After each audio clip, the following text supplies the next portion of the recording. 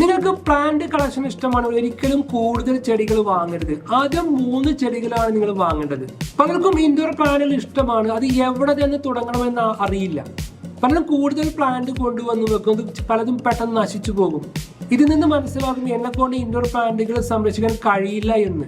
എന്നാൽ തുടക്കക്കാർ ഈ 3 പ്ലാന്റുകളാണ് ആദ്യം വാങ്ങേണ്ടത്. 1 സ്നേക്ക് പ്ലാന്റ്, 2 മണി പ്ലാന്റ്, 3 സിസി പ്ലാന്റ്.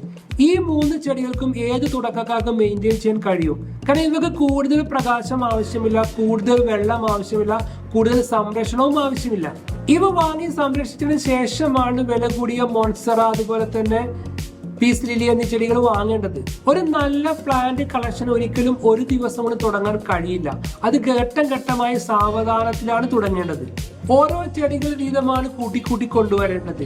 എന്നാൽ കുറഞ്ഞ മാസങ്ങൾ കൊണ്ട് തന്നെ ഇൻഡോർ പ്ലാന്റുകളുടെ ഒരു പറുദീസയായി നിങ്ങളുടെ വീടിൽ നിങ്ങൾക്ക് മാറ്റാൻ സാധിക്കും. നിങ്ങൾ വാങ്ങിയ ആദ്യ ഇൻഡോർ പ്ലാന്റിന്റെ പേരെന്ന് കമന്റ് ചെയ്യൂ. പ്രീമിയം ഇൻഡോർ പ്ലാന്റിനെ കുറിച്ച് മാത്രം ചർച്ച ചെയ്യുന്ന ഈ പേജ് ഇപ്പോൾ തന്നെ ഫോളോ ചെയ്യുക.